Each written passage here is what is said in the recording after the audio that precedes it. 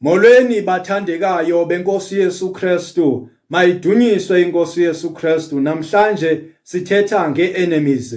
Sifunda kwincwadi kaMateyu chapter 5 uverse 44. Ifundeka kanje: Ke mna ndithi kuni, zithandeni iintshaba zenu, basikeleleni abo baniqalekisayo, benzeleni okulungileyo abo banithiyayo, nibathandazele.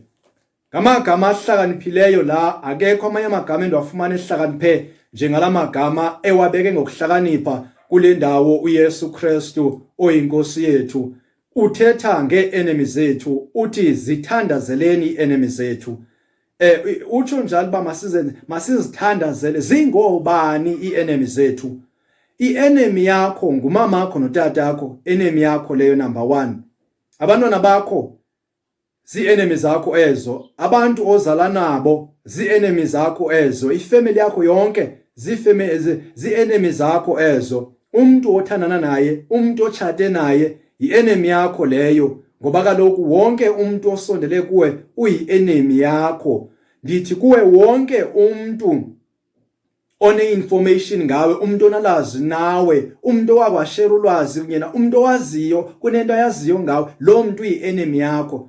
Ngako ke uyabona into okubana xa ngabe bonke ababantu bazi-enemy kuwe, loo nto ithethi bafuna uthandazele wonke umuntu okusurroundile, wonke umuntu omaziyo, wonke umuntu okwaziyo, wena funeleke umthandazele. Thandazela iintshaba zakho, ii-enemies zakho faneleke uzithandazele. And uyi-enemy eseyizibonakalisile kuba iyi-enemy kumnandi ngoba sowuyayazi, kodwa xa ngabe i-enemy ingakazibonakalisi uba iyi-enemy kunzima apho. Lo muntu ocinga uba fanele uba uyakuthanda. Umuntu oyi-enemy yakho ngumuntu okumele uyakusapota akakusapoti, ngumuntu obekumele uyakholwa nguwe akakholwa nguwe, akakholelwa kuwe, umuntu obekumele uyakuxhasa ngayo lonke ixesha usecaleni kwakho, umuntu obemele uyakuqonda akakuqondi. Ngoko ke lo muntu lowo uyintoni? Uyi-enemy kuwe. Yabona umuntu xa ungakaxabani naye, xa ngabikho nto enixabanisayo nomuntu, loo nto ithetha into okokubana awukamboni buyi-enemy yakho. Kodwa mhla kwakho nto exabanisayo naye, kulapho uzawubona khona uba lo muntu uyi-enemy yami, kanti ebeloko eyi-enemy yami. Umuntu onolwazi, umuntu one-information yakho uyi-enemy enzima kuwe. Yingako ethi uYesu, zithandazeleni iintshaba zenu. Thandazela ii-enemies zakho.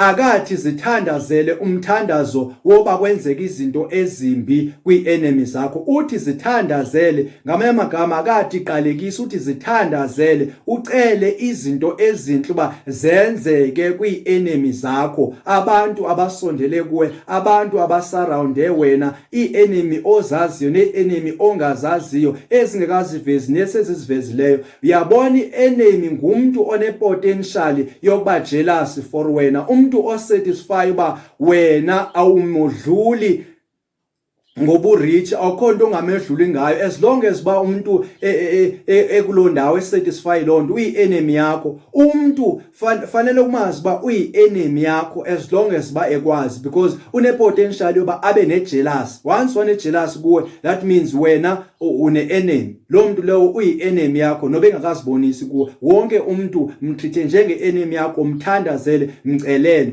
Kukhona ke nendawo ethi zithandeni ii-enemies zenu. Xa isithi zithandeni nizenzele okulungileyo ii-enemies zenu, utsho uba ke ngoku ke indaba yokuthanda i-enemy ibalulekile. Uyibekile le nto kulo mthandazo usuthandazayo, uthi Bawo wethu osezulwini. Kulaa mthandazo kunendawo ethi phayana, Bawo sixolele izono zethu njengokuba nathi sibaxolela abo basonayo thina. Ngobani abasonayo? Zii-enemies zethu, ngaba bantu abaclose nathi, ngoba umuntu ukuze abone funeka abe usecaleni kwakho, uclose nawe. Lo muntu lowo nguye umuntu obonayo, funeka umxolele. Uma umxolela nawe uyaxolelwa izono, unegunya lokuthi Bawo ndixolele izono ngoba nami ndibaxolele abandonayo. Yingako kufanele ke sithini? Sizithandazele, sizithande izitha zethu, sifune okuhle kwenzeke kwizitha zethu, ii-enemies zethu, ngoba kaloku kulapho khona uThixo esifuna khona, kulapho esibizele khona, kwii-enemies zethu. Ndithi kuwe, uba ngabana i-enemy yakho uthe xa uyithandazela wathandazela uba kwenhle into enhle phezukwayo. Xa isenzeka into enhle phezulu kwe-enemy yakho, wena uzayivuyelela i-enemy yakho ngaphezu kokuba yona ivuya, because kwenzeka lento uyithandazele uba mayenzeke kwi-enemy yakho. So xa yenzeka kuphenduleka imithandazo yakho, so wena awuna chance yoba ube nejealousy ye-enemy yakho. Uthando lwakho luqale emthandazweni. Umuntu ukuze umthande kahle, umthanda ngoba uqale umthandazele, umthande emthandazweni, ungamboni, umcelele izinto ezinhle kuThixo, ukuba uThixo aguqule inhliziyo yakhe, aguqule ingqondo yakhe, abe ngumuntu olungileyo kuwe, umzuze abe ngumuntu olungileyo kuwe. Uthandazela wonke ke umuntu okwi-surround yakho, wonke umuntu okwaziyo, wonke umuntu oshare naye past, lo muntu lo ufanele uthini? Umthandazele, kuba uyisitha sakho, uyi-enemy yakho, unobungozi kuwe. So ufanele umthandazele ngamaxesha onke, uba uneutralize ubungozi bakhe, ubuneutralize emthandazweni. Kulapho uthando lakhiwa khona emthandazweni. Uba ngabe uthanda umuntu awukazi umthandazele, I'm not sure uba umthanda ngenyaniso nalo muntu. Kodwa umuntu xa umthanda ngomthandazo, umthanda emthandazweni, umthanda nge-anointing kaThixo, umthanda ngamandla kaThixo, umthanda ngothando olukaThixo, ufuna kwenzeka into ezinhle phezu kwakhe. That is why siba nejealousy xa kwenzeka izinto ebantwini, is because asibathandazeli, asibanqweneli izinto ezinhle. But xa sibanqwenela izinto ezinhle, sibacelela kuThixo, kulapho khona xa kusenzeka ezi zinto sizakwazi ukonwaba nabo, sibonwabele, singabi jealous. So kufanele uba sithini? Sithandazele i-enemy zethu, sizicelele. Le nto iyabonakaliswa nguYesu Kristu kwincwadi kaLuka uchapter 23 uverse 34. Uyabacelela abantu abambulalayo, uthi baxolele kuba abayazi into abayenzayo. Uyabacelela kuThixo uba uThixo makathini? Makabaxolele abazi-enemies zakhe. Naye uStefano naye kwincwadi ye-Acts, incwadi yemizekelo yenantsika yezenzo zabapostile uchapter 7 uverse 60, nayo uyathi uthi Nkosi ungalibaleli kubo elityala abalenzayo. Uyabacelela kuThixo uba iyabathandazela uba uThixo angenzi uba abagwebe ngesono abasenzayo sokumbulala. So ke lonto leyo fanele nathi sizeke emzekweni, siyenze, sifuzisele kuye uYesu Kristu, because uyithethile sawugqiba, wayi-acta naye, wayenza, wayisibonakalisa. Bafanele sizithande i-enemy zethu. Thanda i-enemy yakho izoguquka ibe yifriend yakho.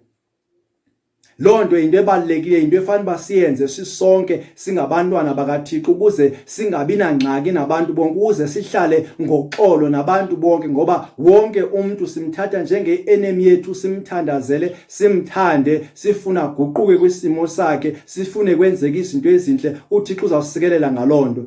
Ngoku kulesi sigaba ndithi, if uthandazela umsebenzi okanye ufuna umsebenzi, lonto ithetha into okubana uswele, ulihlwempu, udinga umuntu onemali, udinga umuntu osisityebi uba akuncede ufumane umsebenzi. So xa uthandaza, suthandazela nje kuphela uba mawuqashwe, kodwa thandazela lo muntu rich, thandazela lo muntu unemali, thandazela ibhizinesi le inemali ukuze ufumane umsebenzi. Ngoba kaloku wena njengomuntu ohlwempu uxhomekeke emntwini orich, uxhomekeke emntwini onemali. Ndiyazi uba abantu abangamahlwempu, abantu abasweleyo, abantu abaphuwa bayabazonda abantu abanemali, because banento engathi xa umuntu enemali ukuyekele wena nje buhlupheka kakuncedi. But wena njengomuntu osweleyo, oxhomekeke, ofuna uncedo kuye, fanele wena uthandazele yena ukuze kuphumelele wena.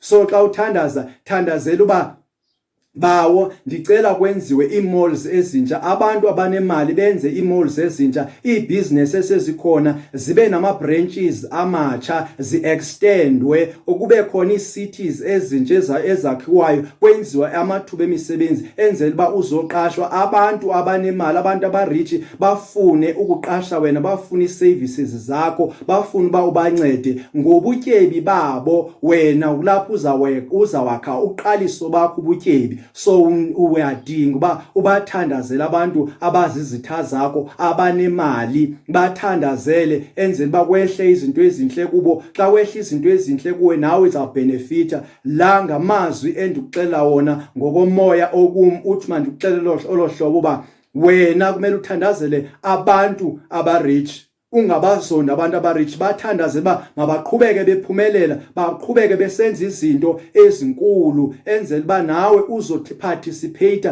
nawe uzongena kwiplan yabo. uThixo uyakuthanda ke kwesisigaba sofuna ukuThixo. Lowo ongakasindiswa makasondele kuYesu. uYesu uyababiza bonke uthi nina nonke nisindwayo imithwalo sondelani kum ndinethula imithwalo. Uthula banjani? Uthula abafuna ukwethulwa nguye. Sondela uyakufuna uYesu Kristu, so sondela iza kuKristu, ngene ebandleni lika Yesu Kristu, usindiswe, uphile ubomi obungenaphakade, ube nefuture ezulwini ngoYesu Kristu. Ke makube njalo, kube kuhle ngokuze kube kunaphakade. Amen.